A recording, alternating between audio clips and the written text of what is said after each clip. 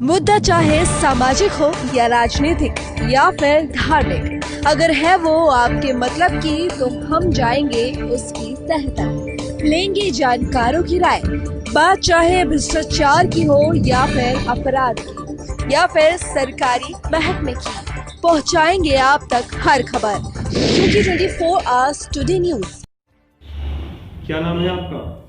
मेरा नाम सैयद समीर शाहिद है।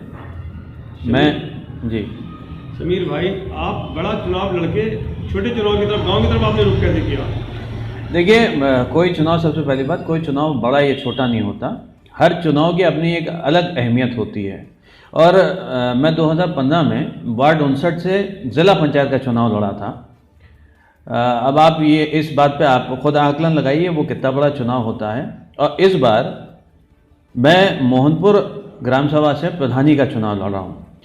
सबसे पहले मैं आपको ये बताना चाहता हूँ, मोहनपुर गांव जो है ये यूपी की दूसरे नंबर की सबसे बड़ी ग्राम सभा है। इस बार तकरीबन 20-22 हज़ार वोटों पे चुनाव होने वाला है। मोहनपुर गांव पिछले 15 सालों में बहुत तेज़ी से बढ़ा है। उसकी वजह ये रही है कि यहाँ पे एक तो आर्मी इसके बगल में है, पीएसी इसके बगल में है और हाईवे से कनेक्टेड है। तो सरकारी आदमी या जो आसपास के गांव इंटीरियर इलाकों से उनको यहाँ पे सहूलियत ज़्यादा मिली। बहुत मोहनपुर की जो 60% आबादी है इस टाइम की, वो बाहर की आके बसी हुई है जी।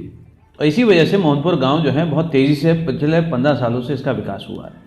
अब बात यह है कि प्रधानी का चुनाव मैं क्यों लड़ रहा हूँ, तो इसके बारे में भी मैं आपसे बताना चाहता हूँ। देखिए, मैं यहाँ पिछले 25 सालों से आप लोगों के बीच में हूँ और 17 सालों से मैं यहाँ पे एक सोशल वर्कर के तौर पे या पॉलिटिकल आदमी के तौर पे यहाँ पे काम कर रहा हूँ। यहाँ आप लोगों के बीच में लगातार मैं बना हुआ हूँ, तो मैं बाहरी तो हूँ नहीं।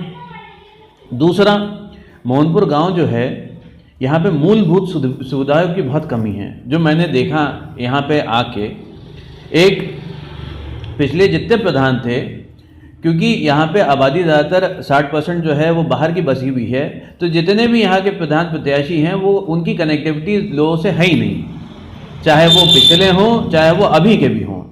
मैं एक चीज़ देखता हूँ कि यहाँ के लोग एक दूसरे से कम्युनिकेशन गैप बहुत ज़्यादा है और वो अपनी बात एक दूसरे से कर ही नहीं पा रहे हैं।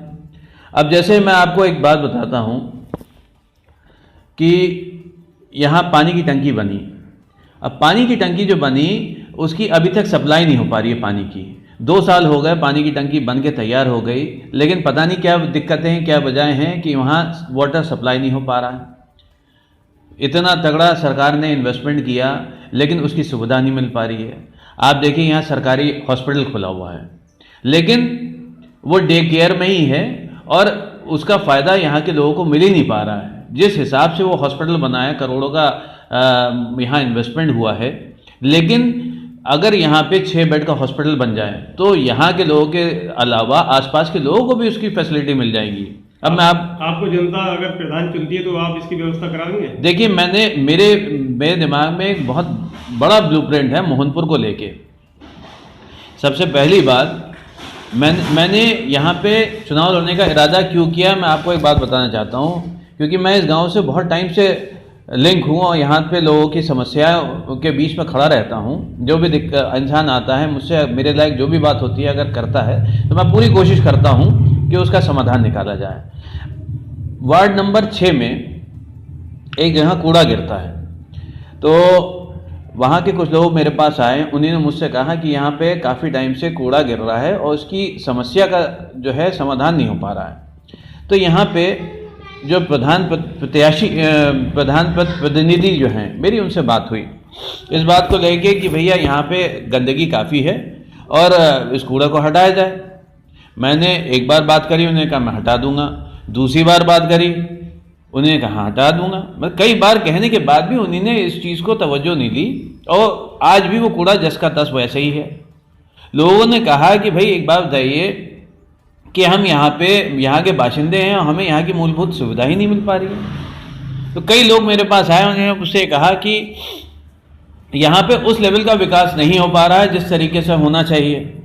आप हर वार्ड जाके घूमे, चाहे वार्ड नंबर 1 जाइए आप, वहाँ आप देखिए जितनी रोड हैं, जितनी नालियाँ हैं, सब पानी, नालियों का पानी सड़कों पे बह रहा है।